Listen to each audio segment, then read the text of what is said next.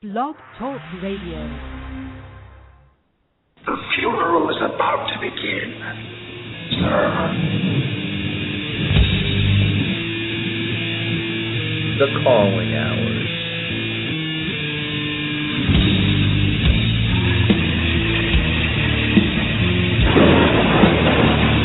When there's no more room in hell, the dead will walk here. They will say that I have shed innocent blood. What's blood for, if not for shedding? Kill all myself.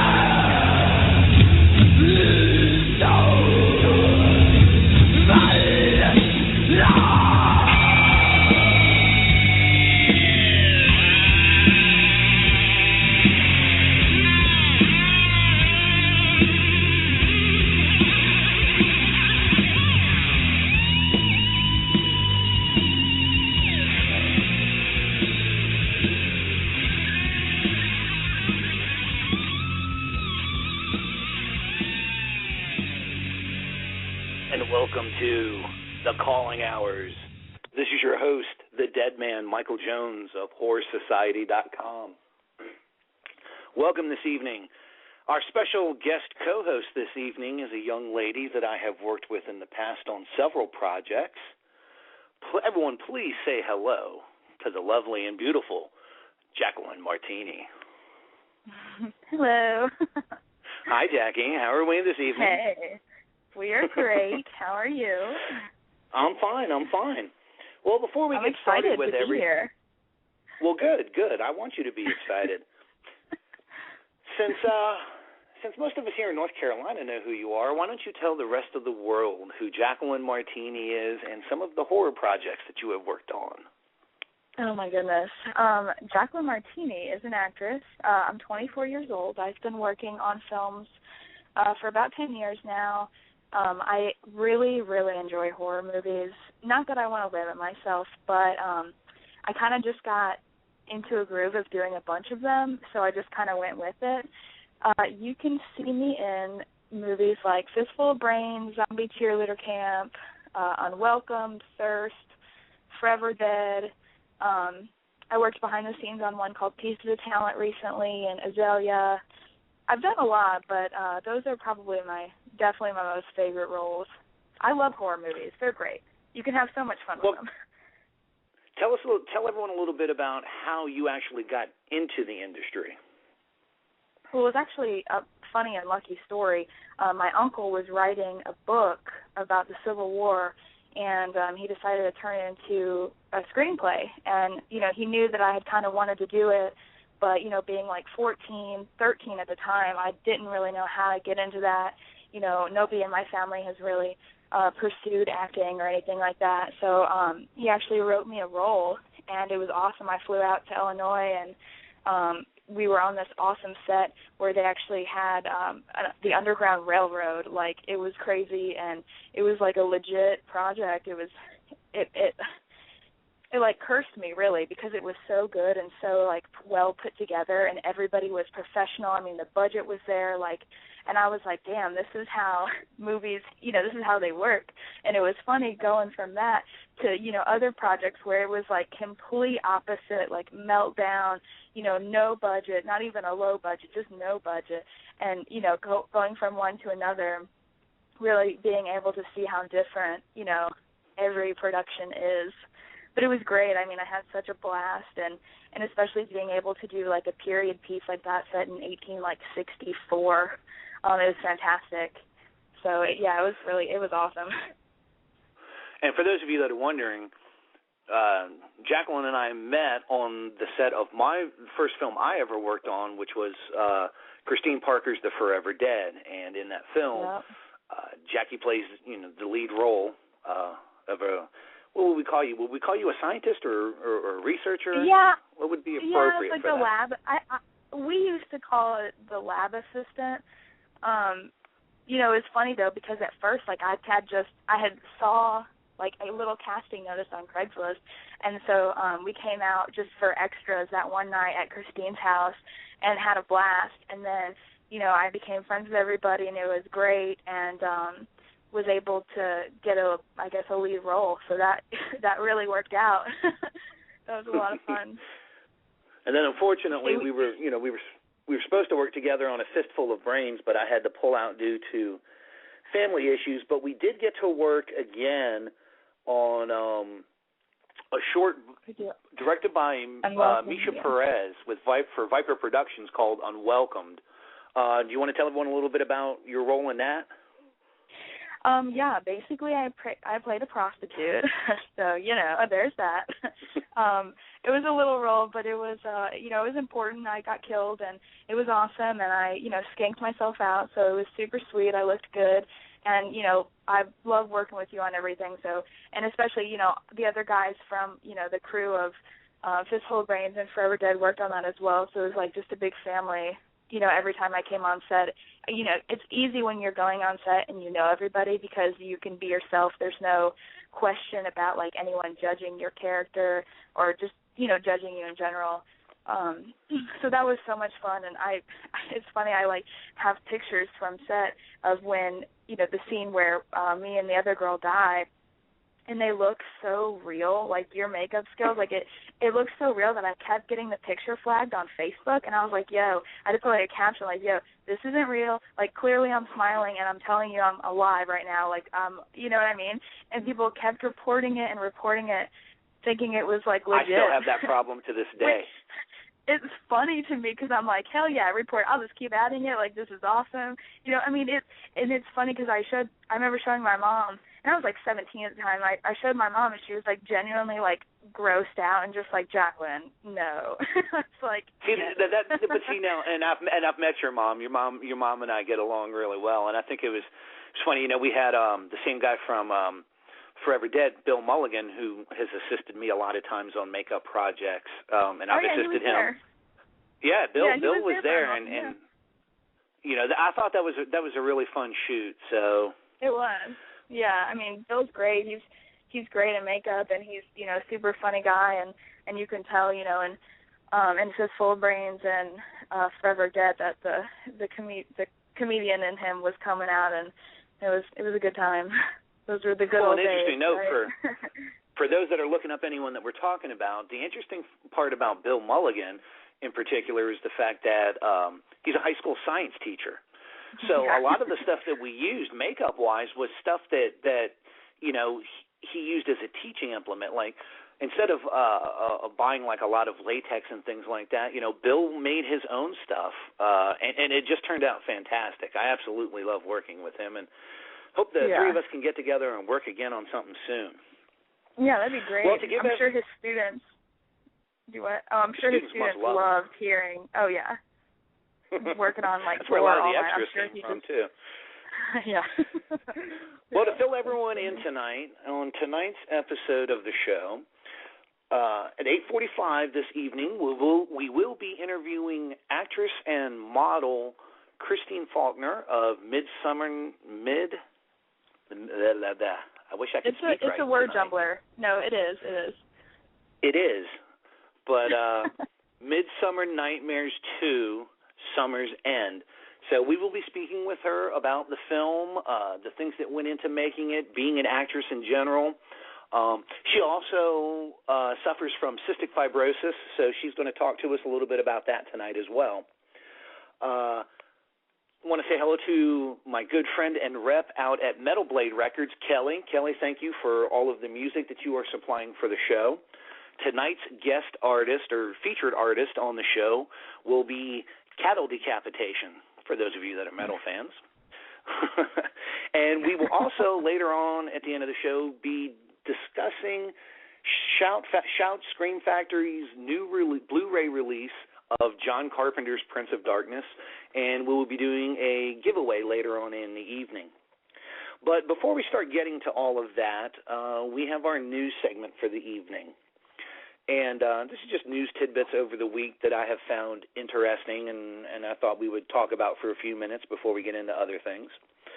The first thing that we'll discuss this evening came to my attention off of Fangoria.com, and that is Clive Barker has announced the completion of the D'Amour Pinhead novel, The Scarlet Gospels.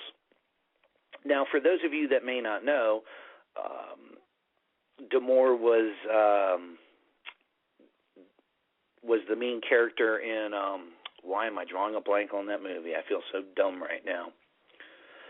Lord of Illusion, that was it. Oh, okay. Yeah, I don't know why I drew a blank there. And, of course, we all know who Pinhead from Hellraiser is. But this has been speculated on for years about having the character of Harry D'Amour go up against Pinhead. Of course, the name of the book is The Scarlet Gospels. And Clive went on his Facebook and had made the comment that I thought you might like to know that The Scarlet Gospels, a large novel which sets Harry D'Amour against the Hell Priest Pinhead, is finished and has been delivered to my agent. He does not yet have a publication date for it, but as soon as he knows something, he will let the rest of us know. And he's not really releasing any kind of details on the book. He does go on to say, though, that there will be some graphic violence and a lot of perverse eroticism. So what are your thoughts on? I mean, I take it you've seen. I know you've seen Hellraiser, and I take it you've seen Lord of Illusions. What are your thoughts on this? I mean, this is something that a lot of fans have been talking about for a while now. Okay, I actually have not seen Lord of Illusions. I've definitely seen Hellraiser. I know. And my friend Justin, he is obsessed with Clive Barker stuff, and he always used to talk to me about his stuff. And I don't know if it's just because I never had any movies. It was never like right there for me to watch, so it was like out of sight, out of mind. But I know he's freaking out right now about this like revelation of these two people going against each other. I will totally love to see it. I think Clive Barker's great in a sense to where you don't really hear about him. Like, the only time you hear about him is when something huge is happening, but he's never in, like, the media. You know what I mean? He just kind of, like, stays out of it unless... You're right. He does. And, well, Clive has come up recently because Screen Factory is going to be releasing the Cabal cut of Nightbreed finally. So what I'm hoping, and I would love to see, I don't know how they would do it because there's talk of rebooting the Hellraiser series, but it would be very interesting to see if we would get a comic adaptation or a film adaptation of this. But I think the only way it would work is if you brought back Scott Bakula as Harry D'Amour from Lord of Illusions, and I have a hard time envisioning anyone other than Doug Bradley playing Pinhead. Yeah. Well, but yeah, I know this is going to like go into the whole Leprechaun talk later, but I'm having that problem with a new Leprechaun as well. You can't imagine anyone else but the original. Yeah, well, you know what? Let's go ahead and talk about that real quick then. Let's discuss the new Leprechaun. Let's discuss this, please, because I don't know how to feel about it. Well, I was looking up for those of you that may not have heard, WWE Films had acquired the rights to do a new Leprechaun film, and they casted one of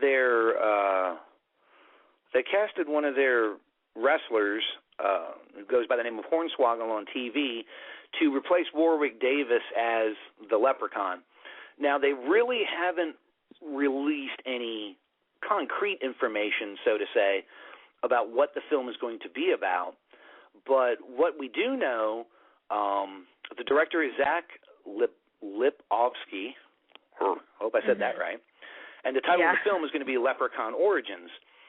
And this news bit came off of Bloody Disgusting.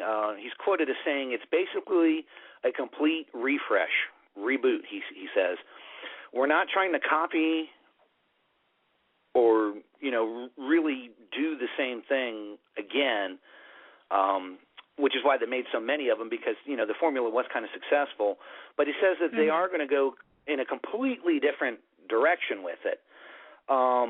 Being a fan of the original series, and I even liked a lot of the original films in the series.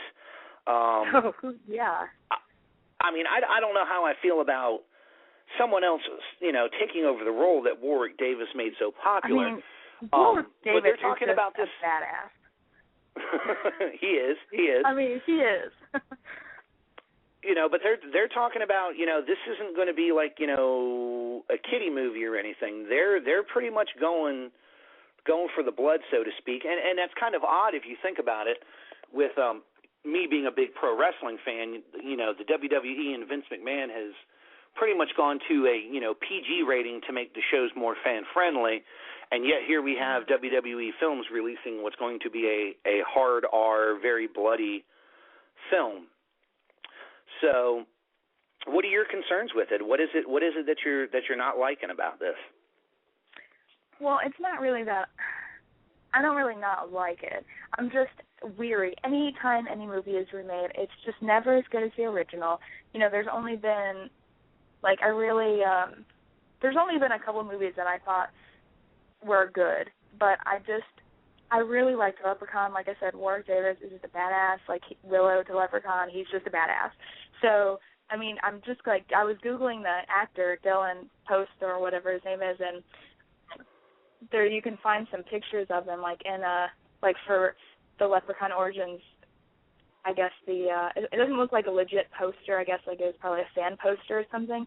And I can kind of see it. I mean, obviously Warwick Davis had a crap load of makeup on. So, he might be really scary and it might be totally awesome. And it would be cool to make it go, to a totally scary film because, all the Leprechaun movies were really just funny. I mean, they had some, jump moments, some jump scares in there for sure because he's so little that it's just scary. But, I mean, overall, there was just so many laugh-out-loud moments where you're like, this is so silly. He's, running around on a little bicycle, what, you know what I mean? And it just wasn't, to be taken, completely serious. So that'd be cool if they went in that direction and took it, really fucked up, totally gory, scary, and there wasn't as much comedy. But we'll see. I mean, and that's pretty much what I'm hearing from it. And the other thing is they are talking about this being a theatrical release. So cool. I think it'll be interesting to see where they take it. Yeah. But we'll go on from there. Now, if you're a comic book fan like some of us are, there's been a lot of controversy recently with DC Comics and the writers and stuff over there leaving the company due to things going on with the Batgirl series and them wanting to have the character marry her female fiancé. Well, something else hit DC land, and this isn't going over well either. Again, quoting our source from BloodyDisgusting.com, what we're looking at here is DC has put out a contest, and they want people to, what's this? DC announced that it's opening a talent search, I guess is what you could call it, for artists to draw a suicidal Harley Quinn. Now, for those of you who don't know who Harley Quinn is the Joker's female assistant in the comics and the cartoons. And but what they've asked them to do is to draw a suicidal Harley Quinn in various questionable and, as I'm quoting the article here, and sometimes naked scenarios for a chance to win a one-page feature in Harley Quinn Zero. Now, if that wasn't bad enough by itself,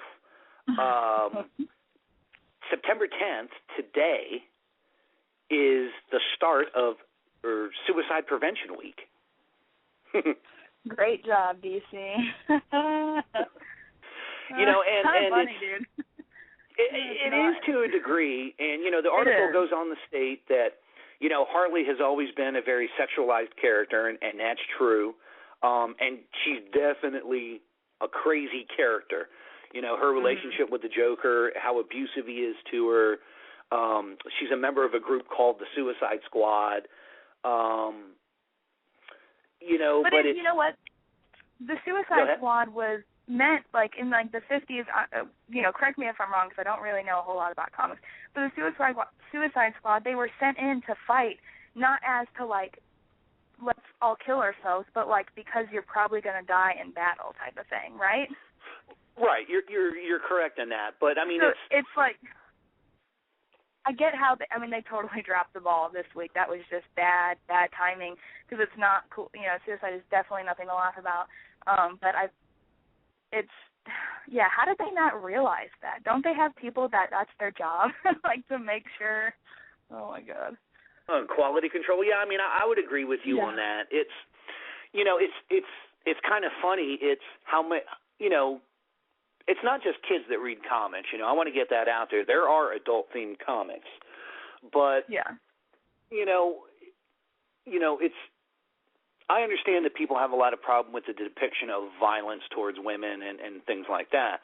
But, those of us that are in the industry that we are, especially, the horror film industry, that it's kind of an accepted part of, what we do and what we cover. Do you kind of feel like maybe this is society being a little, is it a knee-jerk reaction over this, or do you think that there's really valid complaints over this and the content that they're talking about? I mean, that character has been around for so long. I feel like people, as the years pass, people are just finding more and more things to kind of complain about.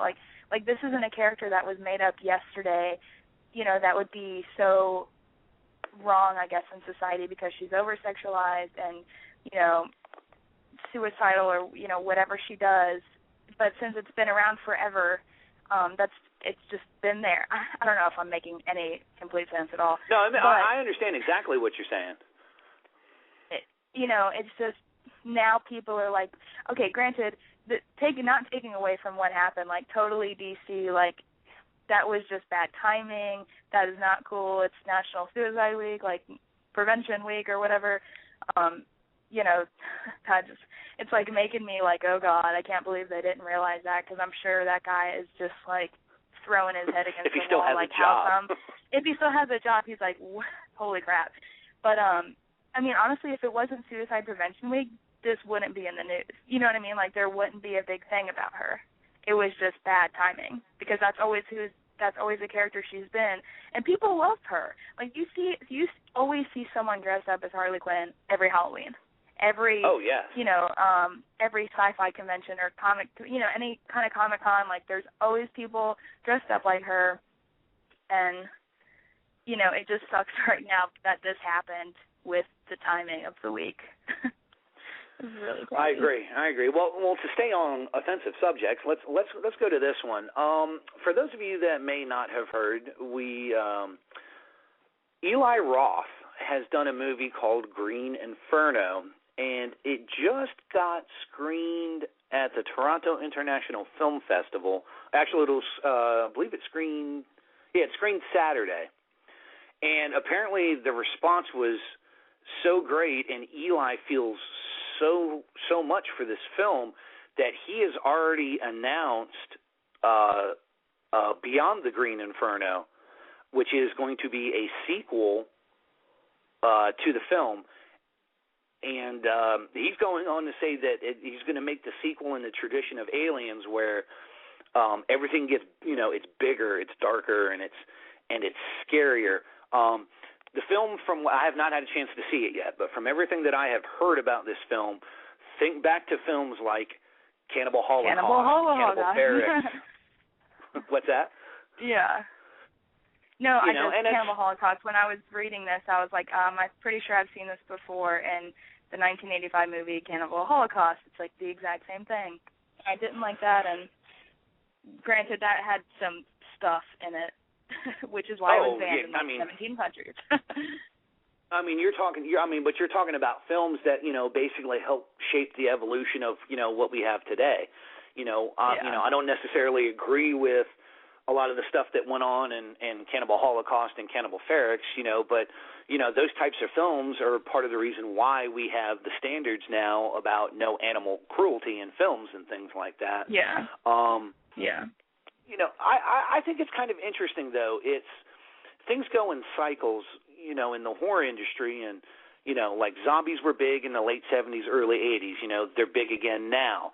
The slasher films went away for a while. They came back. So now we've come full circle, and we've gone back to the, to the cannibals and, in the jungle and people out there in the jungle doing their thing. It's hard to say at this point. Like I said, I don't know too much about the film at this point. It's definitely not screening anywhere in North Carolina that I'm aware of. No. We're not that lucky, I guess. Definitely not. Rest of the world, you're lucky. Well, it just showed yesterday again.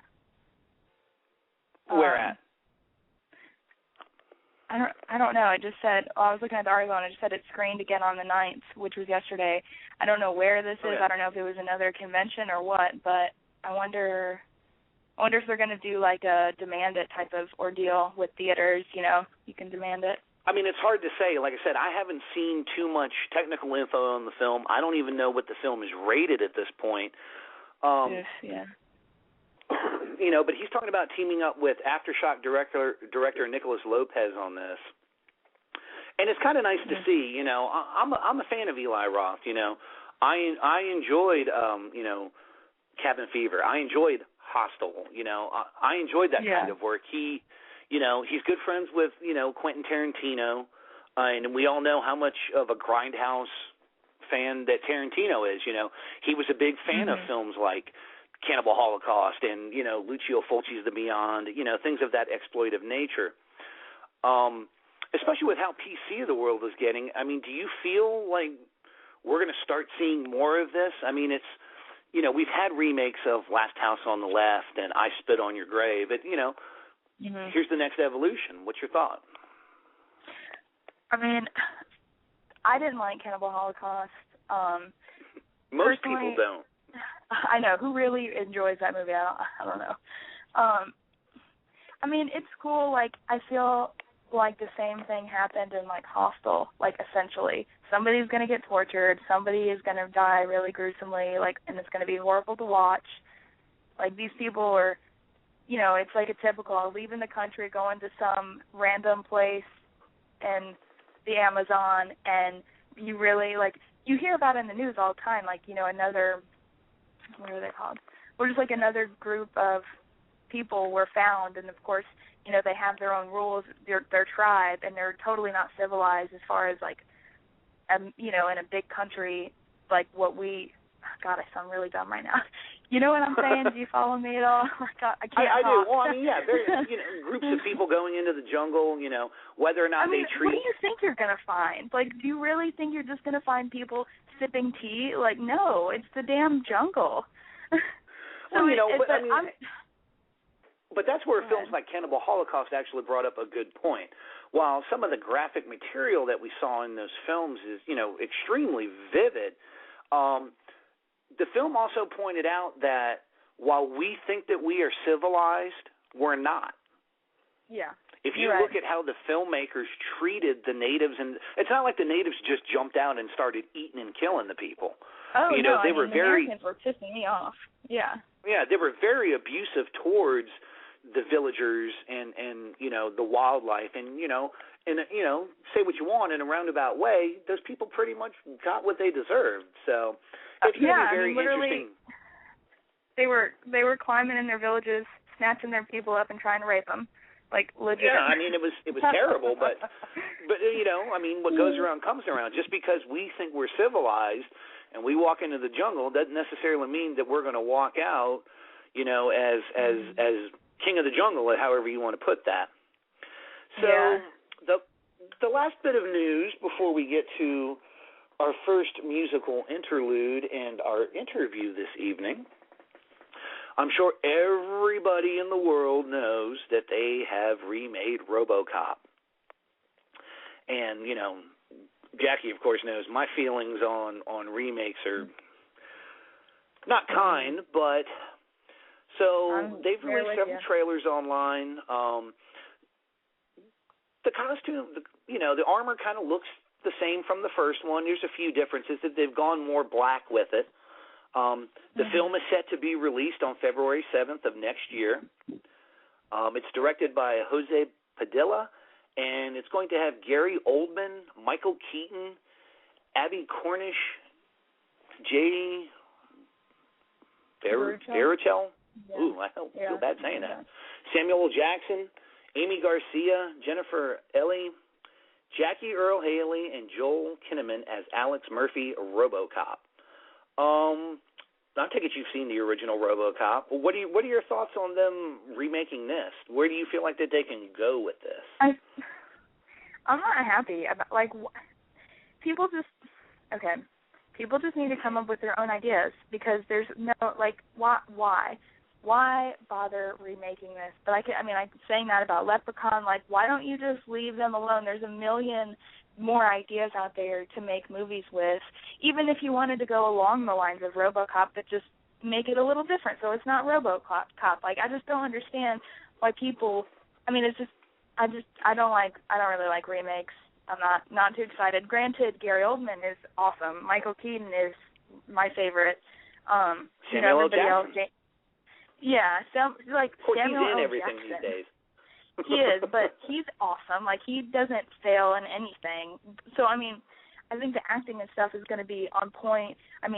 Just from the trailer, it looked good. It looked enthralling and, interesting. But I just don't like remakes, man. I'm like, come up with your own idea. There's a million different ideas. And, of course, nowadays, so many films have been 1 million and 20 million movies have come out, and so it's hard to not have something in common with another movie, but it doesn't have to be the exact same movie, Oh, I agree. I'm not a fan. You saying that brings up an interesting point. What happens to the character of Alex, RoboCop, is in this movie, unlike the first one, if you remember in the original, he was basically, he was shot to death, but, it was very gruesome. They blew his hand off with a shotgun and all this. In this film, they're kind of taking it in a different direction where he's injured, basically burned over. I think it was 3rd and 4th degree burns over like 80 or 90% of his body due to a car bomb explosion. And from the trailer as well, it looks... What's that? Wasn't his leg missing and he's, paralyzed? Yeah, he can't move. 40, like I said, 80 to 90% 4th degree burns, and what they do is they basically drop what's left of his body into the robot. Now, where it looks like they're going into more depth is they're talking about how much more his personality leaves the robot. And the other thing is that they're going to focus more, it looks like, from the trailer. He's going to have a lot more interaction with his wife and his son after he becomes RoboCop, which we did not really see in the original. It was alluded to, and he dreamed about it, had vivid memories, but we never saw him interact with his wife other than the one time she went and saw him, in the docking station in the police department. Yeah. So, what I kind of think it's going to be pretty interesting. What's that? Okay, so the original came out in '87, and the plot of it took place in the near future in Detroit, and when Detroit was on the verge of collapse due to financial ruin and unchecked crime. This is that time. Detroit has filed bankruptcy. Isn't that kind of ironic? You're right. If you think about it, the craziness kind of it all. Yeah. I hadn't thought of it that way, but they can totally go shoot it in Detroit right now. They could. Yeah, they think could. about that. But it's kind of interesting, to think about it. As technology has progressed, when we first looked at RoboCop back in '87, you're like, nah, that could never happen.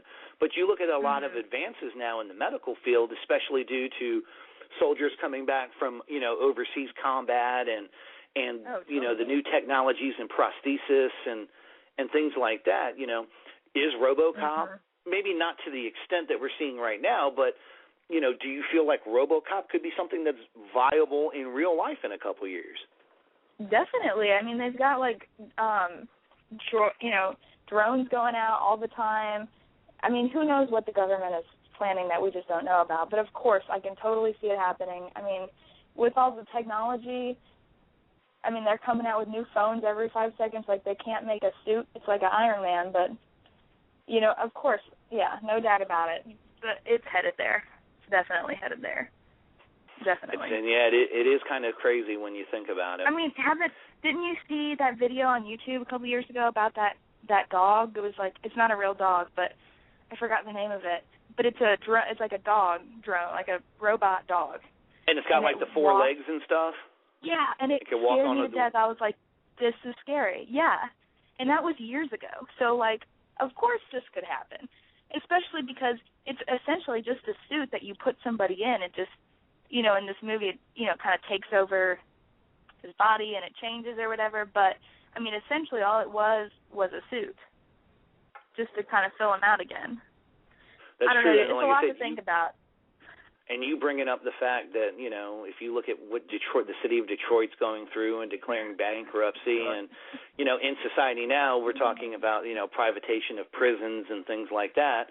Yeah, it is kind of creepy when you think about that. So I wonder how much the budget's going to be, because the budget was only like $13 million for the original. Oh, it's probably 4 or 5 times that easily. Oh, because easily. They probably didn't go with a lot of practical effects. And that'll be one interesting thing to see with Green Inferno is how much they went with practical effects versus computer effects. So yeah, definitely. But that'll close out our news segment for the evening. So we're getting ready to have our first music interlude this evening. And, of course, I had mentioned before that our musical interlude our musical spotlight this evening will be on Metal Blade Records' Cattle Decapitation. And, boy, these guys, if you're a metal fan, these guys are something else. You can argue that these guys are, death metal, gore metal, grindcore, death grind, whatever you want to call it. But I would have to say that right now, these guys are up there in terms of metal bands that I really like, being a fan of Cannibal Corpse and things like that. This CD in particular, they've kind of expanded a little bit more on the sound that they used in 2009's The Harvest Floor. And we're starting to get a lot more melodic sounds in certain songs, more chorus and things like that. So this evening, our first song from Cattle Decapitation, off of their new album, Monolith of Inhumanity, the title song the track song is Your Disposal. So sit back and enjoy 5 minutes of Cattle Decapitation, and when we come back, we will begin our interview with actress and model Christy Faulkner.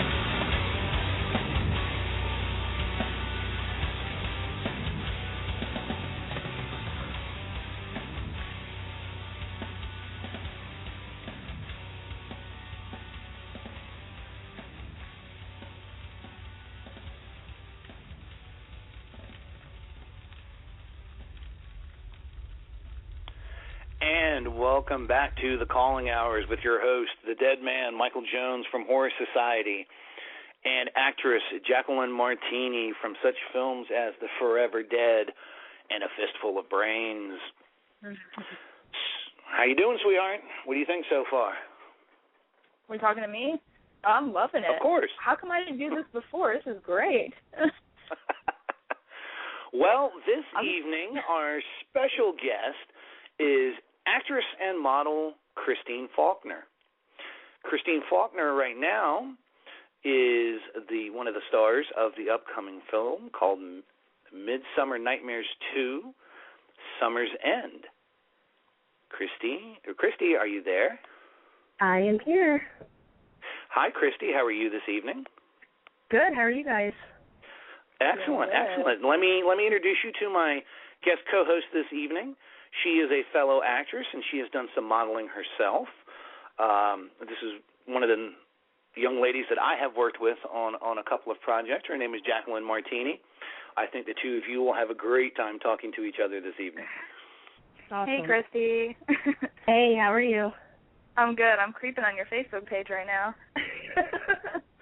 I've been blowing it up with this tonight, so hopefully we got a lot of people listening. Good, good. Oh, we'll get plenty of listeners. You do not have to worry about that. I just want you to come on, have a good time, and talk about your film career. And I let the audience know that we'll be talking about cystic fibrosis in a little bit. And awesome. So, what would you like to tell everyone about yourself first and foremost?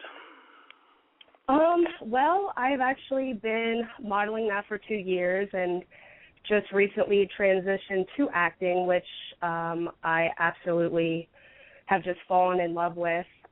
Director Ryan Stacy, he actually had found me on Model Mayhem and offered me a role in his short film Ladies Night, which was the first film I had ever done. So I was so nervous, and he just has a calming quality about him to where he made me feel so comfortable, and everybody that I came in contact with was absolutely just wonderful, helped me out, gave me lots of things just to learn about and know about within the industry. And then with Midsummer, unfortunately, the star in the first one, due to scheduling conflicts, couldn't keep the role, so I kind of was her understudy and auditioned and got it. And so we had wrapped up on that movie on Thursday.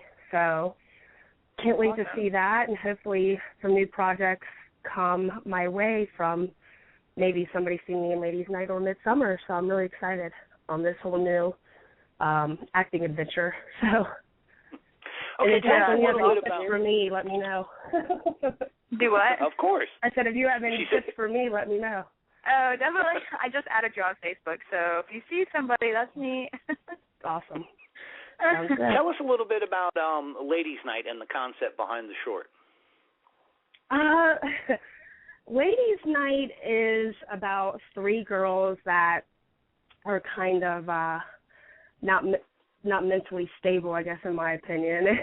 They kind of prey on men and do some nasty things. That I don't want to give the whole movie away or the whole short away. Oh, no.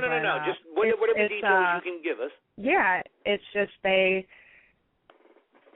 prey on men, I guess. So they go after men. I would call them man it's a spin on the genre where women are more the protagonists than men. Right, exactly, and that's what I liked about it. So yeah, it was awesome. It was so much fun. So yeah, Jackie's had her hand in killing a few men on film. Good for her. It's always fun. It is fun. Yeah. You get your anger out on boyfriends, ex-boyfriends, whatever. Oh, yeah. Kind of therapeutic. Mike's nervously laughing now.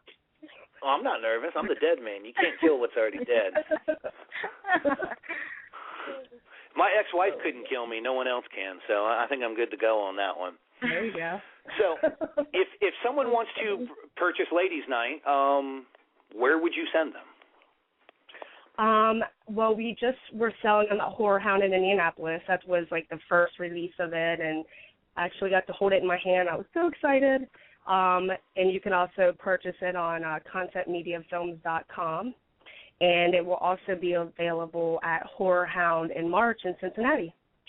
So. And that's where you're from, correct? That's where I'm from. I will be there. The hometown girl at her own hometown convention. You can't beat that with a stick. Yeah, I can't wait. Oh, I can't wait. Well, one of the things, and Jackie and I can very much relate to this. You talked about what it was like to actually hold it in your hand and see it. Mm-hmm. Kind of tell the audience and people who haven't worked on film what it's like. Like for us, when Forever Dead came out, we actually had, I was not able to attend, but there was actually a release party at our local Suncoast. And, there were a bunch of people that showed up and stuff like that. And, I know that, I've gone into Walmart, some of my other films have been on sale, and explain to the people what it's like to actually see and hold your product after you've worked on a film. Oh, man. It just felt good to know that I accomplished that because it's different seeing you can see the pictures all day long on Facebook or on the internet, but to actually oh my God, I can hold this, and then somebody asks you to sign it and they buy it, and it's like, holy crap, it seems unreal. It doesn't even seem like it's really happening at the time. So it's hard to explain, but it's just an accomplishment. It's like I did it. It's here. I have proof. I can take a picture with it, and you can show people. You can take it with you instead of emailing a picture. It's just completely different. So it's really cool. Jackie, you want to jump in with something for a minute? No, I agree. There was nothing like getting that Forever Dead copy for the first time, especially because I was blessed enough to be able to go to that Suncoast and sign it for people, which I was laughing about because I'm like, this is not real life right now. This is so strange, and people were genuinely interested, and it was funny because it was in my hometown too. So I actually saw people that I went to high school with walking around in the mall, and they were staring at me like, hey, that's Jaqueline. What is she doing signing things at the movie store? And I was just waiting, and we were never friends. But it was like that little moment where you just smile and you're like, this is where I want to be. It was awesome. Now let me ask you that because I know I've experienced it and Jackie has experienced it. Now that you have a CD or a DVD out, how do people treat you differently now? I remember, when Forever Dead came out, people were, used to joke, oh, you're working on a low-budget film. All of a sudden, when it came out, there's some people that were knocking you all of a sudden want to be your best friend. It's funny that you say that because I'm all of a sudden hearing from people I haven't heard from in 10 years. Right. So enjoy that. It's a little weird, but yeah, but I haven't had really any negativity or anybody truly treat me any different. I'm a big goofball. Anybody that knows me, I'm goofy. I like to have fun and just live it up. And I don't know. I don't think anybody's gonna see anything different in me than than before, except that what I'm doing is just different from what they're doing, I guess. So maybe that'll change in down the road, but other than just hearing from people that I haven't heard from in a long time, I guess that's the only thing that's really going on right now. So now I don't hate it. Now, being a big fan of the genre as I am, I've had the chance to meet, plenty of actors, Michael Berryman, Sonny Landham, people along those lines. And, it's at first being a fan, it's hard not to be starstruck when you meet someone. And, I was so excited to meet Michael Berryman and get him to sign my copy of, the original Hills Have Eyes and all that. Mm-hmm. Since it was just released at the convention and you were there, what was it like the first time somebody asked you to autograph something? How did that feel? It felt weird. Actually, the director, Ryan Stacy, wanted me to sign the mask from the first one. I was like, well, what do you mean? Why do you want me to sign this? He's like, you need to practice and blah, blah, blah. I'm like, all right, whatever. And then when it actually happened, I'm like, it just doesn't feel it just doesn't feel, I don't know. It's weird because I mean, I don't see myself as I'm just in this DVD, you know, pop me in, okay, I'm there, but I don't know. It was different, but maybe it just hasn't hit me yet, or nobody's seen it as much as I would like them to, so hopefully this will help. Go see Ladies Night and, of course, Midsummer when it comes out, but I don't know. We shall see. Maybe I need to, I don't know. It's weird. What are your thoughts on that, Jackie? Because I know you've done several conventions as well and autograph signings. What is your thought on that? I mean, that's the best part, you know, and I mean, for real, though, that's the best part, just being able to talk to people and not to mention, you know, talking to other people in the industry to possibly, you know, to book something in the future, just to hang out, and especially if the fans come and they, you know, come up and they just give you a little bit of interest. I always jump down like, yeah, you know, look at this trailer. You're going to love it. It's going to be awesome. Like, I live for that.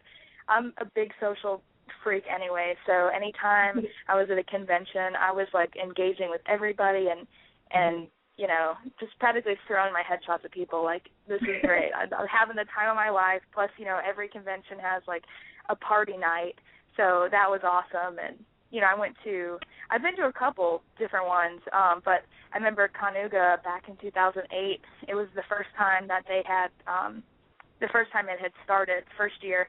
And it was probably the best time ever. Everyone threw this huge party in this hotel, and because it was the first year, there wasn't a lot of guests there. So the you know, like the maybe 10, 20 guests that were there just got a lot of attention, and everybody got to know each other really well, and it was just a really good opportunity.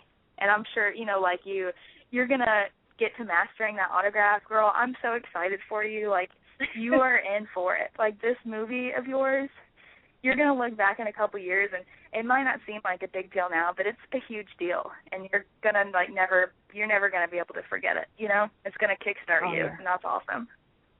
I'm excited. Now, for you, I'm ready for it. Now, two things with this, you know. Now, was that your first horror convention? Yeah, it was, and I fell in love. They called it having the bug, and I'm like, ready for March. I cannot wait. Like, I went home and watched Scream of all movies we just were watching, but I was like, I have to watch the Freddy Krueger movies. I have to watch all this stuff now because I grew up so scared of it all, and now I'm like obsessed. I just loved it. I fell in love with it all. Funny that you say that, because my sister was the same way as a child growing up. Man, I used to terrify the hell out of her with horror movies and Fangoria magazine and all that, and you know, Jackie had the opportunity to I think she was there the day my sister and my brother-in-law were on set, and then my daughter came out when she was 4 years old to be a zombie in that as well. But it's what did you take away from the experience of being at a convention? Like, what were your thoughts before you went, and then what were your thoughts after the convention? Well, like I said, growing up, I mean, I wouldn't even watch the movie Jaws. I mean, that's how much of a chicken I was of stuff. So going into this, I'm like, are people going to be jumping out at you? Like, is it going to be like a huge haunted house? And, like, do I have to, like, constantly be paranoid? But it was so cool to see, like, the fan base of it, that people genuinely love this stuff. And they're just, like, diehard fans of just not the big stuff, but like the independent films too. And that's what I thought was really cool, is that, you know, some people, that's why they went there, is for the small films, the independent films, getting to learn, you know, the stuff that, you know, nobody else might know right now. You know what I mean? And I thought that was really cool, and that a guy actually came up and was waiting for Sean Burkett, who also works with Concept Media, and I just thought that was really neat that he was, like, there to see him. He was there, like, waiting for him, like, where is he? And the people are different, too. I'm a very non-judgmental person, and just seeing all these different people, like, dressed up, and they could look crazy, but they're just the nicest people. It's just, I don't know, it's really cool and it's really different, and I'm learning that with the acting world as well, is that people are just very supportive and have your back and want you to succeed, whereas kind of sometimes in the modeling world, it's not so much like that. So I'm really, really now that's a good tie-in, because you do modeling, and I know Jackie has done a little bit of modeling. We'll start with you, Christy. Since you started with it, how would you compare modeling to working on film? Do you find one to be easier than the other? What nuances do you like about one over the other? With modeling, I love modeling and meeting the photographers and people within the business. But with acting, you can find these emotions. You can really get into character, and that's what I always say with having cystic fibrosis is like, I can get out of my reality, my hospitalizations, my treatments, my medications, and come into a role where I can be, if you want to say normal, which in my opinion nobody's really normal, but I can be somebody else. And it's I don't know, it's a great feeling for me to do that. Where, with modeling, you can also be a character, and they want the emotion behind that as well, but there's just something about acting, man. I'm digging it. I love it, and I don't want to stop. I love it. What about for you, Jackie? What are your thoughts? No, I just like how you put that about how it just kind of makes you forget about all the crap that you've been through in your life. That's awesome. Right. No, I mean, I actually did modeling before acting, and never any runway. I saw that you did a lot of runway. That's awesome. I wish I'm like 5'3", dude, so no way. But that's awesome, and I love it. I mean, I'm kind of a camera hog, I guess, and I mean, that's sometimes a good and a bad thing, but when that camera comes out, I'm just hamming it up, and so I love doing that. Yeah, it's like, don't bring the cameras around Jackie. When you laugh, but it's true. So that's I'm not much of the model type. Yeah. Well, the only thing they'd have me modeling are chainsaws and hockey masks, maybe. Hey, but that's okay. That's your niche. Yep. Like that's what you would do. And I myself, like, I've got a bunch of tattoos. Like, I've always got some edgy. My hair, my hair's always something. But I always love doing modeling. If I'm not doing acting, it's kind of the same thing to me, And and besides, you can get so much more beautiful with modeling. And I don't mean like you or like me, but like beautiful as in like the editing process. Like the picture can just be so awesome looking, and the set design, and you can have outtakes and they're going to be funny, and you don't have to waste anybody's time, because you have to reshoot it, and so I love them both. But yeah, there's definitely, I feel like, a lot more plus side to doing modeling than acting. Now going along with that, though, considering what you can do to, getting away from real life, as you said, I agree. There was nothing I liked more than, being on the set of Forever Dead and bashing someone's head in with a hammer. That night was fun. But which of the two do you find to be more demanding, both physically and mentally? Is modeling harder because of the, all the time, changing clothes and makeup and hair and walking runways and being in locations, or is being on set more demanding to you? With me, this is going to tie back with my cystic fibrosis. I'll never forget the first time I was told I was too fat to walk for an big up-and-coming designer. And with CF, it's very, very hard to put on weight. So we're supposed to eat about 5,000 calories a day. And I will never, ever, ever lose weight for anybody. So when that kind of started happening, and I was just like, I can't. I just can't. There's no amount of money. There's no anything that is going to put my health at risk. And anybody with cystic fibrosis knows it is hard to put on that weight, and your weight and your lung function go hand in hand. So to put that at risk I wouldn't do that for anybody. So well, since you brought that up, as I mentioned at the top of the show and earlier, you do have cystic fibrosis. How, of course you just mentioned, the thing with the weight and the modeling and stuff, but in what other aspects has cystic fibrosis made modeling and acting hard for you? And on the flip side of that, because you're not shy about having it, when I started interviewing you for the Deadly Beauty series, I mean, that was one of the first things you told me. You just came right out and said it. Do you feel like in a lot of ways that helps you too? Because I mean, I'm pretty sure that you're a champion for, research and stuff for cystic fibrosis. So can you tell us how that affects you, and what kind of work you are doing with cystic fibrosis? Well, I went into modeling pretty much saying I'm going to do this purely to educate people, because I knew, I have scars on my stomach, I have a chest port, and I knew being in front of these designers, they're going to see all that.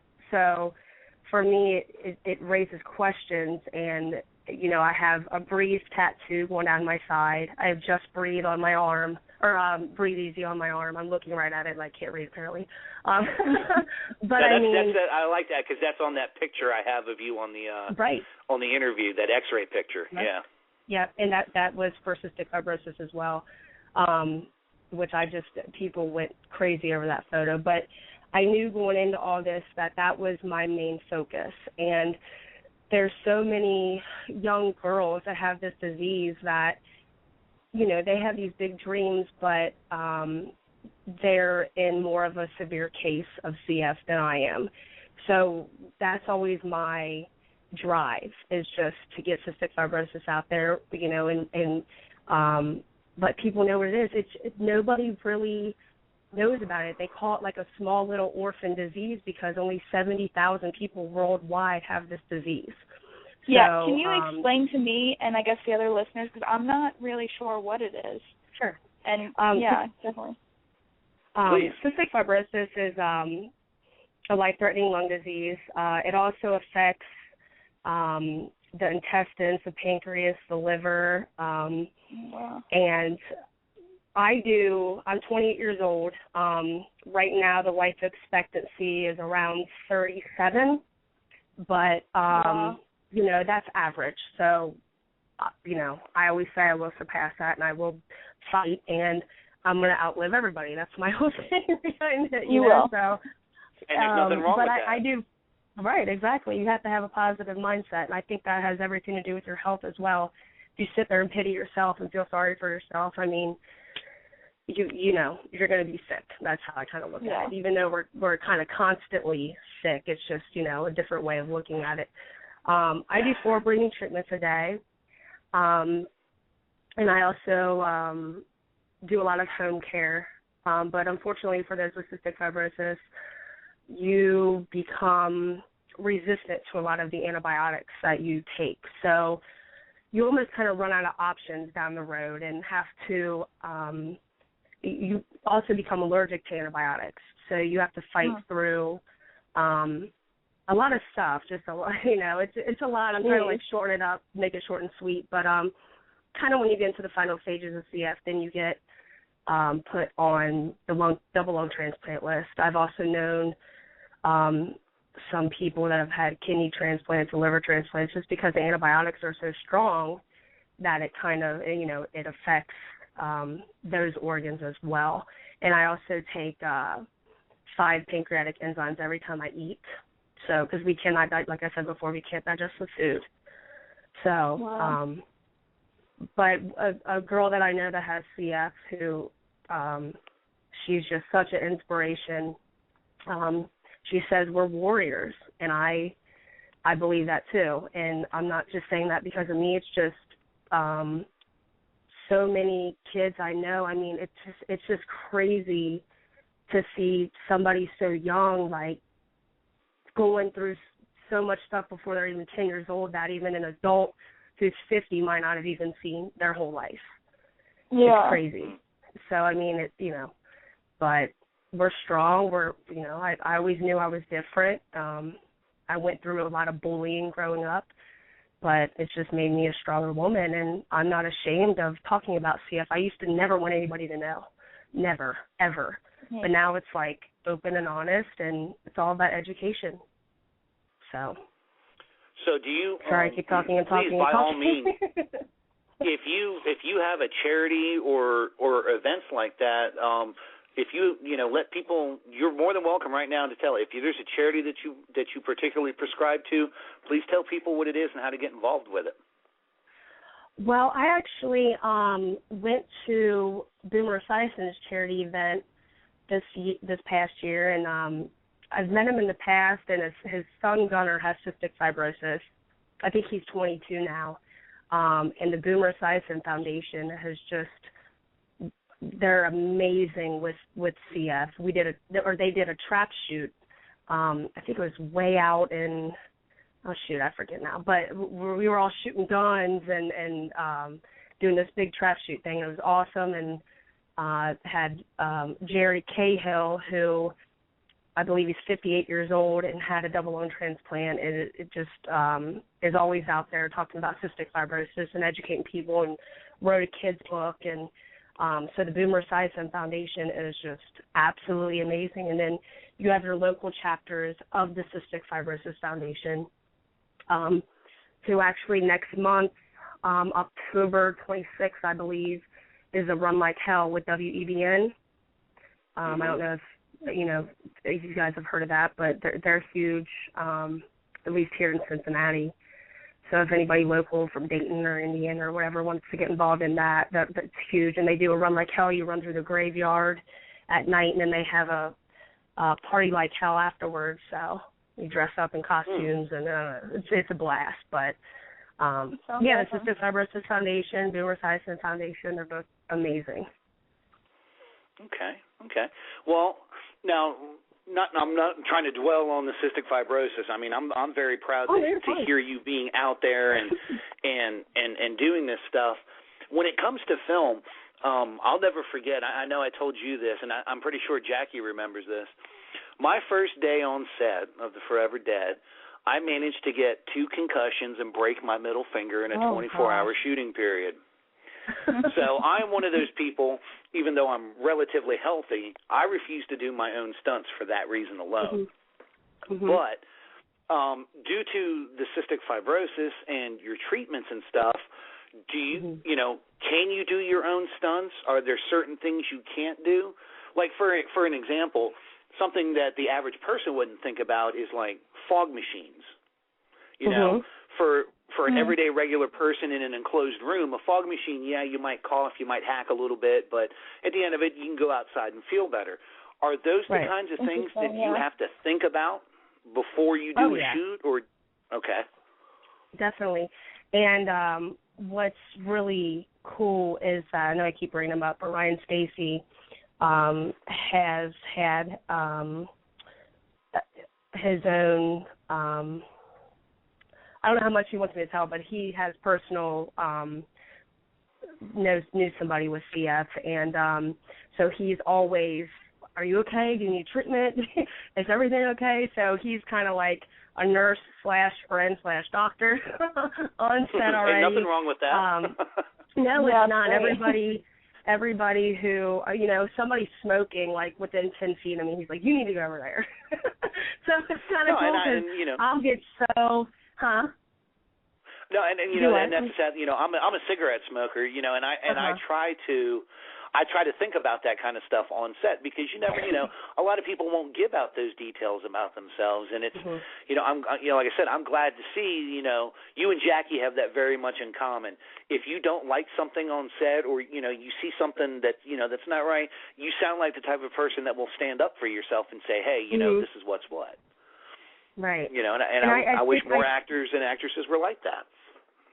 Yeah, and I think because that was my first feature film with Midsummer, is I think my mind was all over the place because it was my first, and I was worried so much about the script and doing, everything else, whereas I don't think I was that concerned with my breathing treatments or somebody smoking by me. Whereas now it's like I'm feeling the repercussions from me not necessarily taking as good as care of myself the past week as I should have. But and as far as the stunts go, man, I got my butt kicked, but it was a blast.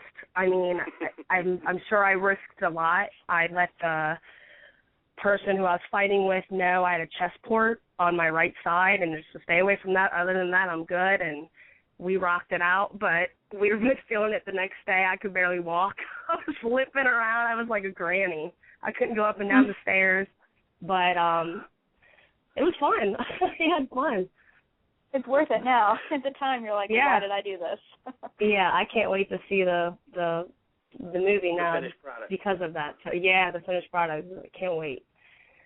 But, well, you've mentioned Ryan several times and Concept Media. So let's talk about Midsummer Nightmares 2. Tell us about this film. Of course, we know how you met him, but tell us how you got involved with it, and kind of what it's about, and what your character's about in the film. I play Audrey Small, who, if anybody had seen the first Midsummer,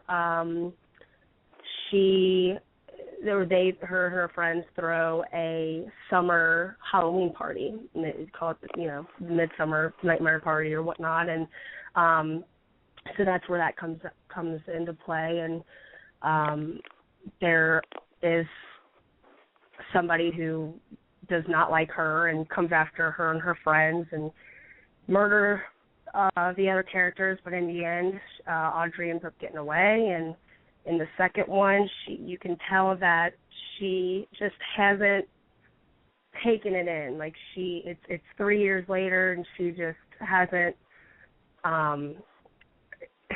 been healthy, I guess, about it, because she's trying to take care of herself. She's trying to exercise and do what she has to do, but I think she knows that it's going to happen again, that it's just not done. She has a weird feeling about it. Her friends are coming to her, and she just is not having it and has kind of a bad attitude. And like I said, without giving too much away, just a lot of craziness starts happening, and she has to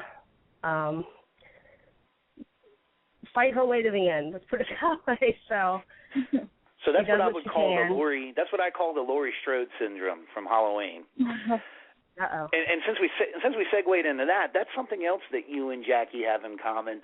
And I'll get you both to answer this one. Both of you list Jamie Lee Curtis as one of the scream queens that inspired you. Both of you, and Christy, please, you first. Tell us, what is it about Jamie Lee Curtis and the characters that she's played that inspired you, and who are some of the other scream queens that you draw inspiration from?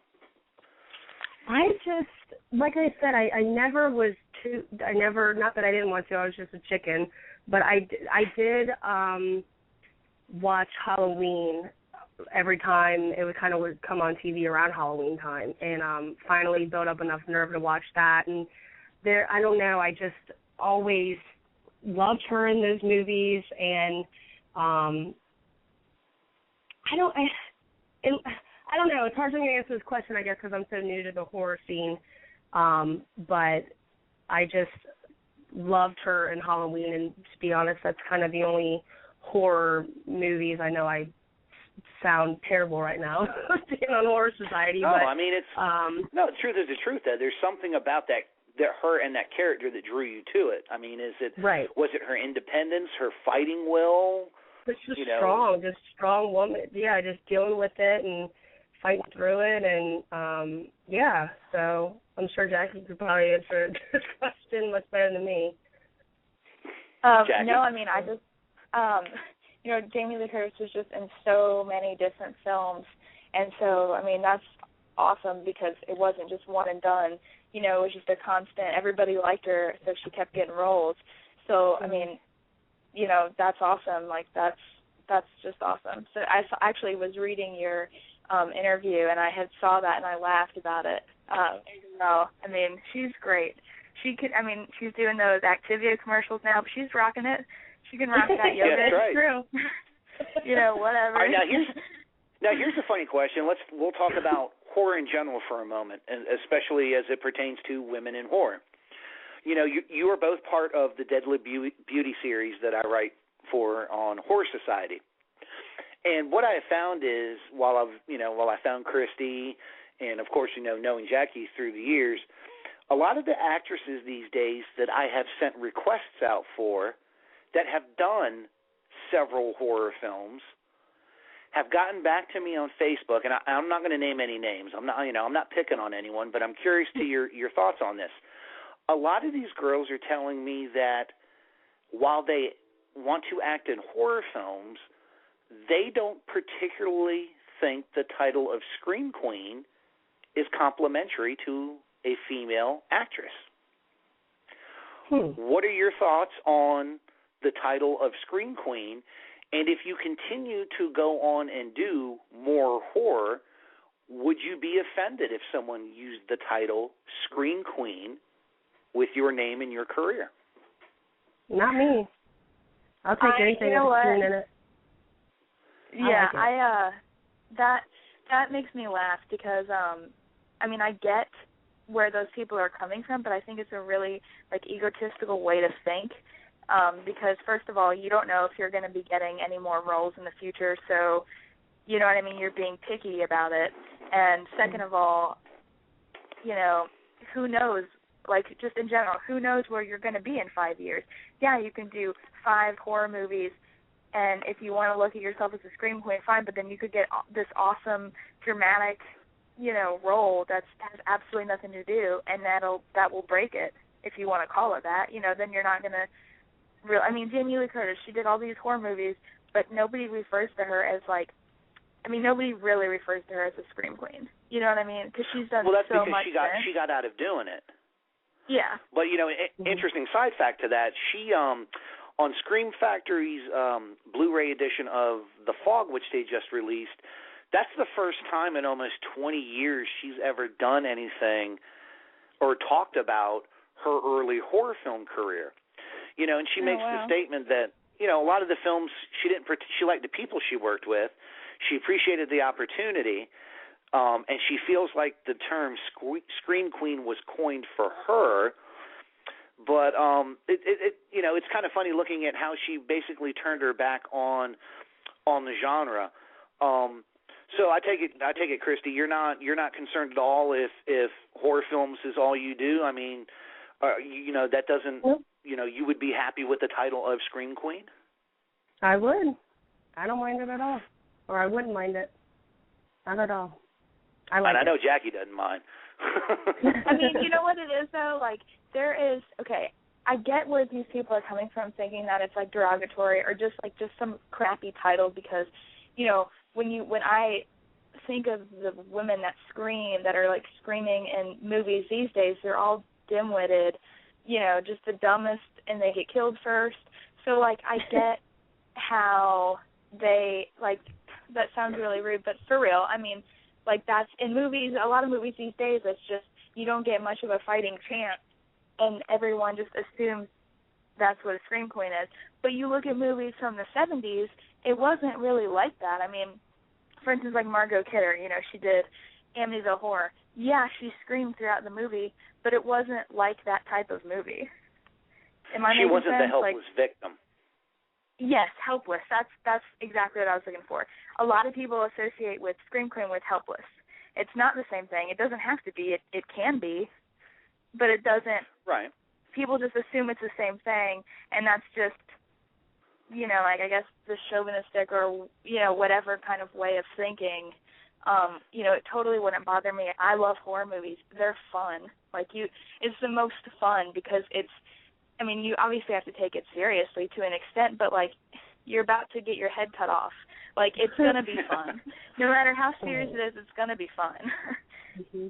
Well, and a lot of people forget, too, if you look at a lot of your big-name actresses today, most of them got their start in horror films. Yeah. Say what you want. Jennifer Aniston got her start in Leprechaun. Yeah. Let's be honest about it. Jamie Lee Curtis in Halloween. We can go through. Sarah Michelle Gellar, with the Buffy the Vampire. Neve Campbell. Yes, she was doing Party of Five, and she was popular from that. But when did her career blow up? When she did Scream. Yeah. Yeah. You can point back to most of your big-name actors and actresses these days and go back, and I will bet you almost any amount of money that one of their first films was a horror film.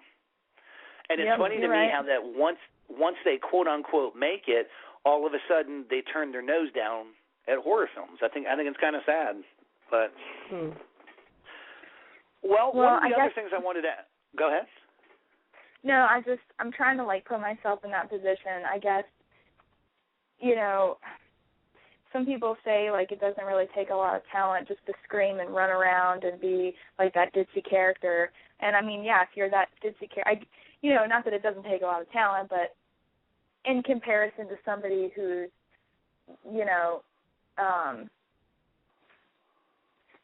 some overly dramatic role, giving birth, or going through some crazy death, I can see where they're coming from, but I totally forgot what I was going to say. There I go. This is what happens. You get me on a roll, I interrupt y'all, and I just go on a rampant. I've been known to do that too. Continue what you were saying. It'll come up in a few minutes. Yeah, just give it a few. Well, I wanted to ask you about this because we're starting to we got about 5 minutes left in the interview here. But one of the other things that you had mentioned to me, and I thought was interesting, is,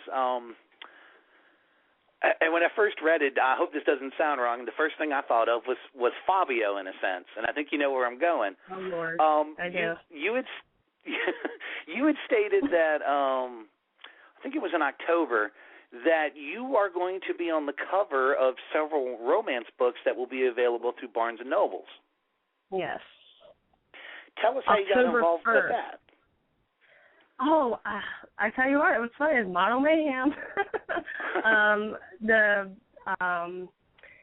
The company that they're called Hot Damn Designs found me on Model Mayhem, and a lot of the romance book covers use, obviously not all, but the pale skin, because back in the day, pale skin was the more ritzy, because you weren't doing your work outside. If you had the pale skin, you were richer or whatever. That's what I was told. I don't know if it's true or not. This is what they had told me. So bringing that kind of beauty with the pale skin to the covers with the red hair is what they were looking for. And I've noticed a lot with that company. They do use a lot of redheads and pale skin. So I was lucky enough to fill that. And the actual first cover that I will be on, available for purchase October 1st, is author Jane Ryland. And I'm really excited about it. I think that's going to be really cool to be able to walk into a Barnes & Noble and there I am, right there. Now, are these going to be like actual photos, or are these artistic renditions of you? I mean, they're the Did you know how a lot of romance novels have that painted look to them? Yeah. I mean, the one thing with the picture I hope I can say, is one of the guys, it's the one cover, I don't know if you've seen it, with the 4 guys on it with me, and it looks very... I don't think I've seen that one yet. Okay. Well, one of the guys is photoshopped in there, and my hair was photoshopped brown.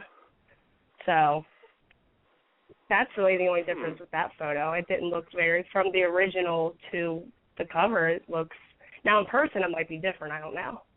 But from what I've seen, those are the only changes I saw with the actual photo that was taken.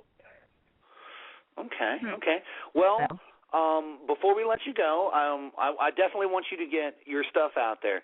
If people want to get in touch with you, whether it be fans, directors, producers, whatever, what are the best ways for people to get in touch with you? Probably Facebook, just under my name, Christy Faulkner. I also have an Instagram account, Christy_Faulkner, and I have a Twitter at crazed_ChristyF. So, okay. Try to keep it easy. Well, I mean, thank you so much for coming onto the show and telling us about your work and the things you do, all your great work with cystic fibrosis. Would you like to give everyone do you have a release date for Midsummer Nightmares 2 yet? I don't know. I'm knowing, I think it's going to be before March, hopefully, so. But okay, and are we looking at that for the film festival circuit? I'm hoping. We'll see. Okay. Well, ladies and gentlemen, once again, we want to say thank you on behalf of myself, Jackie, and Horror Society, and, of course, the Calling Hours podcast. Thank you for coming on to the show. You are welcome on the show anytime. Anytime you have news, anything, please feel free to contact me. I'd love to have you on again. You know, I can put you in Jackie's role next time, and you can come on as one of my guest hosts. Uh-oh. Yeah, it was great talking to you. Well, I appreciate it. Thanks for having me. Not a problem. Christy, thank you so much. And thank you. And we are looking forward to hearing more from Christy in the future. Well, ladies and gentlemen, it is 9:30, and once again, it is that time. Just throwing it out there again, our musical special this evening is Metal Blade's Cattle Decapitation. Once again, off of their current album, Monolith of Inhumanity, we are going to listen to The Gristle Liquor. So go get a drink, do what you need to do, and we will hear you will hear from us again in 5 minutes when we will come back and discuss Scream Factory's Blu-ray edition of John Carpenter's Prince of Darkness, and we will do a DVD giveaway.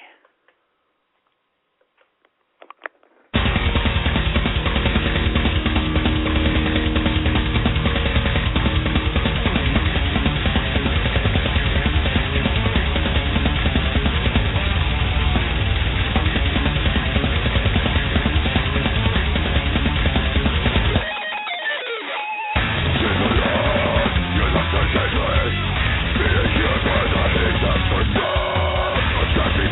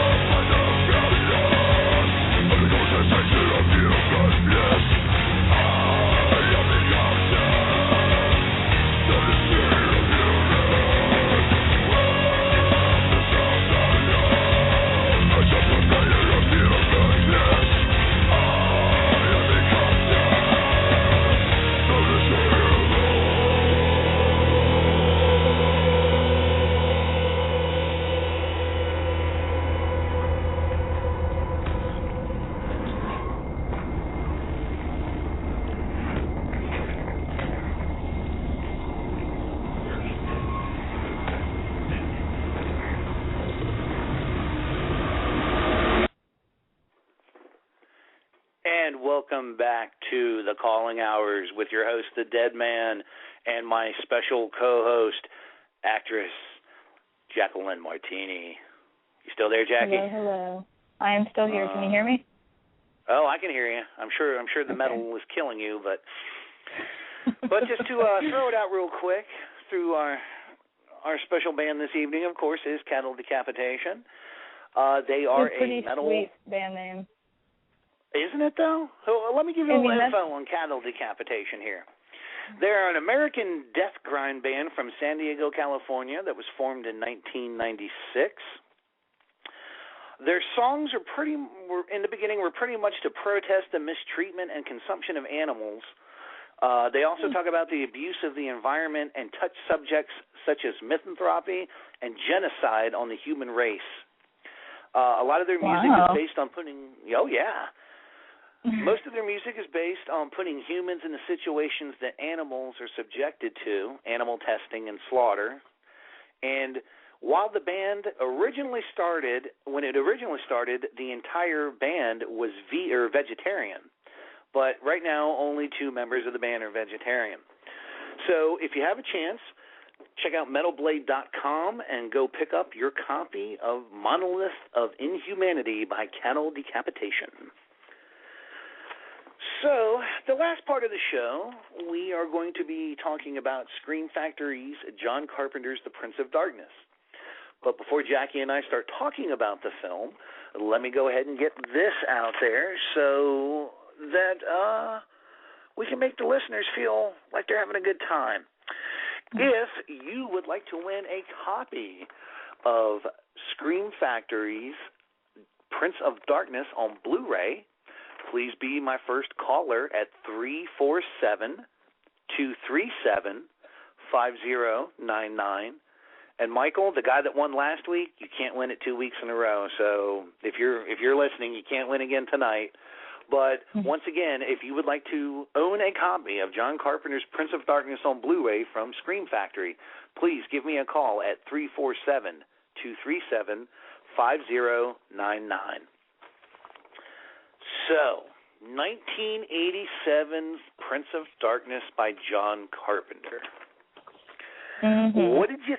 What did you think of the film? Well, I actually was pretty impressed by it. It was the first time I'd seen it, and first of all, Alice Cooper, that made me want to watch it even more. But it wasn't like a typical horror movie. It had all, it was, it had to do with Satan and stuff. But the idea, there wasn't, how can I put this? Okay, like for instance, all these people that are turning into zombies, they're not really like, flesh-eating zombies per se. They're just kind of like dead. They're just kind of like wandering outside, the whole possessed. time.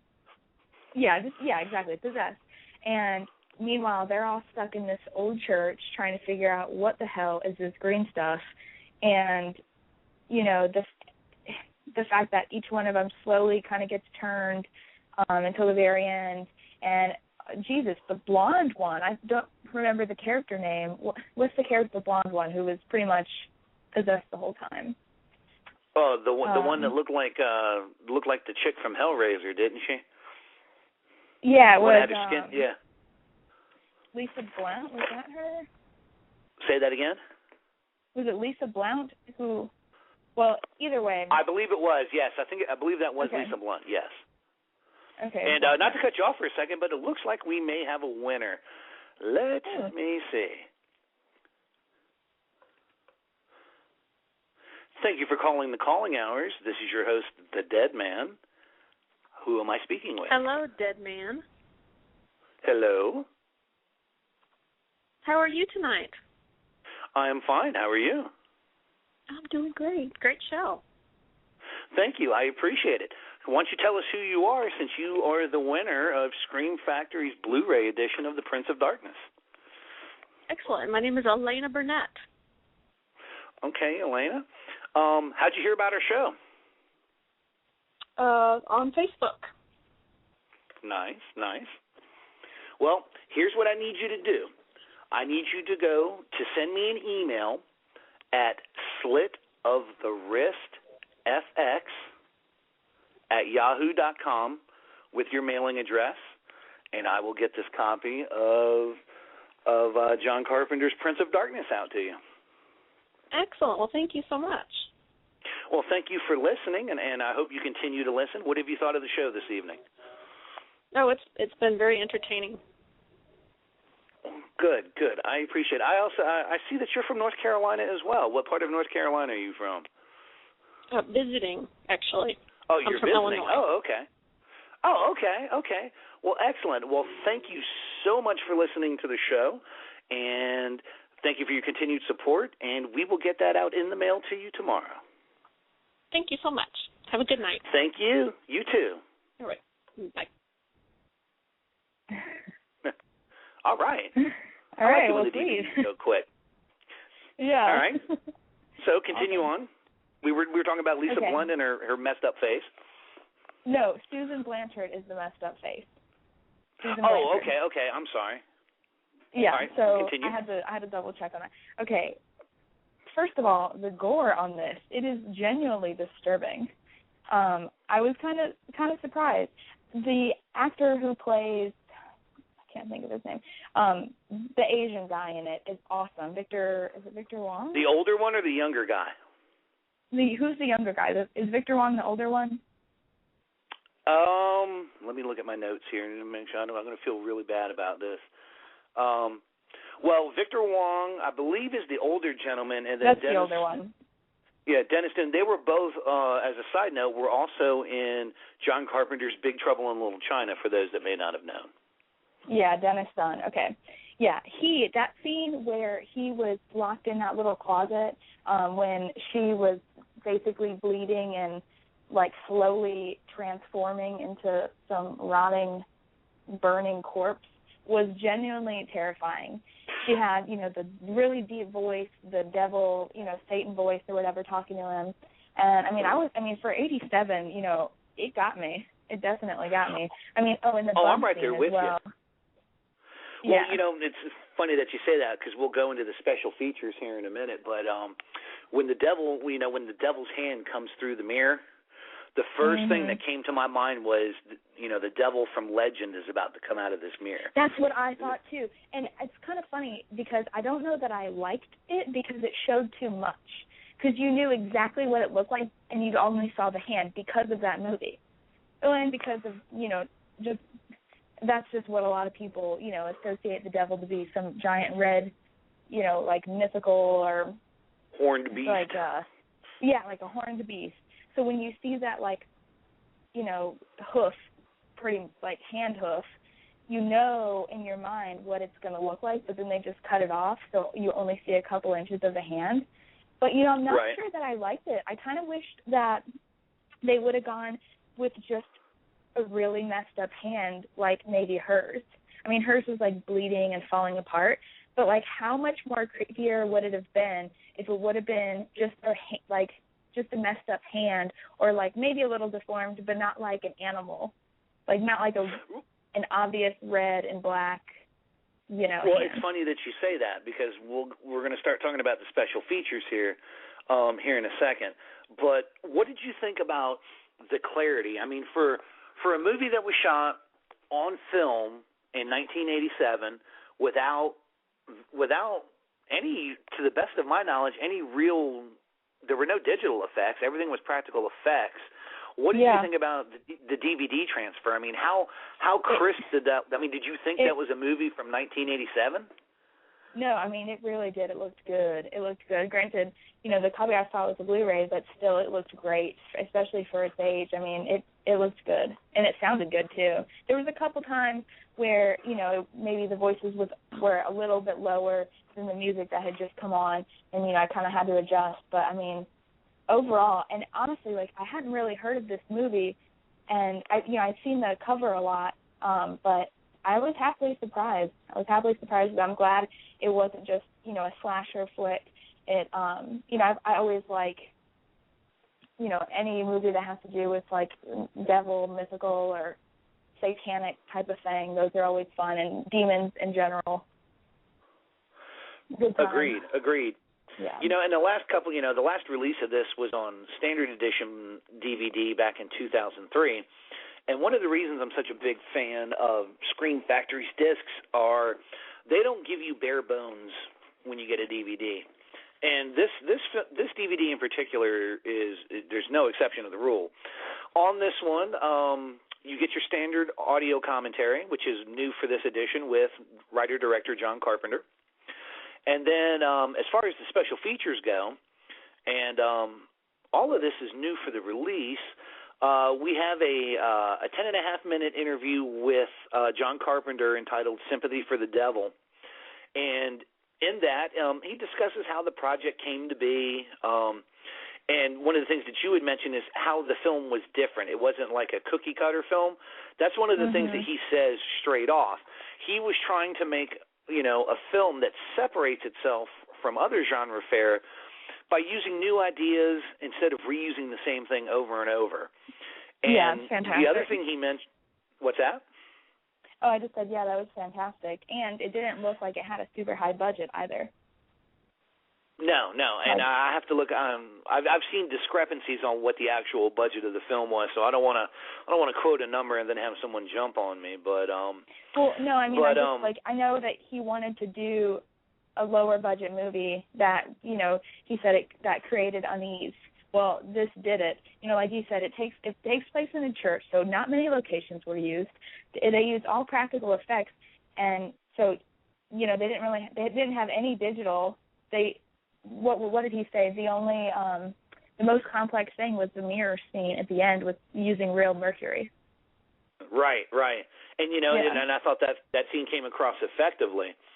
And Definitely. One of the other things he talks about in there, because we see a lot of it in today's films, he discusses how different cutting techniques affect the viewing enjoyment for the audience. And he didn't want to use a lot of jump cuts and quick cuts and things like that for the film. If you kind of notice that the camera almost seems to, I don't know what the word I want is, almost looms over the cast. It's almost like you're watching it from an invisible demon's point of view. The way that things are shown. And he also, something else that you brought up, saying that this was the first time you had seen it, he discusses on there as well how people find his movies again and again on home video. So, I mean, I thought that was a really, really good interview with him. My favorite interview on the whole disc, as much as I loved the John Carpenter one, was the Alice at the Apocalypse one. Yeah. And that's the one with Alice Cooper talking about how he got the part for the film. And it's funny, he talks about how basically he just called John up and was like, hey, I hear you're shooting here, do you mind if I come by? John's like, yeah. And he gets there and, he winds up getting the part and talks about the makeup and how the character doesn't talk. But what I found, really cool, and again, this goes back to being a wrestling fan, he talks about how he met John Carpenter, which was, of all places, he met him at WrestleMania 3 in Detroit when Alice Cooper was a guest of the WWE. WWE now, WWF then. And but what I thought was really cool, when you think about Alice Cooper and everything that he's done in his career, he looks right at the camera and he tells you how then and even now it's still a big deal to him to have been in a John Carpenter film. Yeah. And to hear that from someone like Alice Cooper, I mean, how cool is that? I mean, he's been in so many things. Oh, sure. I mean, and he's done plenty before, He was Freddie's dad and everything else. So, I mean, yeah, it was really nice to see them to incorporate him. And, and even he said, he would have almost preferred it had they not shown the hand either. He wanted that element of suspense, and he still thinks now that John should do a sequel to the film. Well, and I don't think that was open. Oh, yeah. And so we're starting to run on time, but to finish this off, there's also The Messenger, which is an interview segment with actor and special visual effects supervisor Robert Grasmere. And he talks about that was really interesting. Oh, yeah. He talks about the special effects and the visual effects and everything that they had to do. And, he was the guy you were talking about with the bugs and all that, how his death scenes went. That got me. Yeah. Well, and then we had it was funny to hear him talk about that bug scene because, you know, he said he had a stunt double the whole time. So really the only time a bug touched him was that one scene where he had one on his face, and he said that he had to put, like, some sticky honey or something on his face just so the bug doesn't, you know, move really quick so they could get the shot. And, you know, bugs, I mean, I think anybody in their right mind that's watching that would be generally creeped out with, like, 100,000 little beetles crawling all over you, out your arm holes and pant legs. Like, sorry. Not for me. And then the other features that were really nice, we had the Hell on Earth with co-composer Alan Harworth. He talks about the musical score and the technology used working with John Carpenter. And then we had Sean Clark's feature. He does another one of Horror's Hallowed Grounds, where he goes and looks at the places where the film was made. And then they also have an alternate opening for the film, an original theatrical trailer, and 2 radio spots, a still gallery. And then there's an Easter egg on there. If you highlight the tombstone in the menu option, there's a 12-minute segment with that's from the footage of the 25th anniversary screening at Screamfest 2012, and there's a Q&A with John. But overall, I found it to be a great release. If you're a fan of John Carpenter or this film, I highly recommend you run out and get it. But we're running up against the clock, so I want to say thank you for being on the show, Jackie. If people want to look you up, where would they go to look you up real quick? Well, they can just Google my name. They can go to JaquelineMartini.com. I've got Facebooks and Instagrams and pretty much every social media outlet but Twitter. Yeah, just type my name in Google and it'll come up. No worries. Which is funny, actually. Excellent. Since that interview the other day, I've gotten a bunch of people contacting me asking me for autographs, which I'm, you know, still can't believe, and it's awesome. That's like the best, most flattering thing in the world. So thank you for doing that interview. Anytime, and I'm looking forward to working with you again. So from the Dedman and Jaqueline and Horror Society, we bid you good night. We are going to close the show with a highlight of next week's musical guest, which is Entrails. The name of the song is Cadaverous Stench. So until next time, we'll see you then, and rest in peace.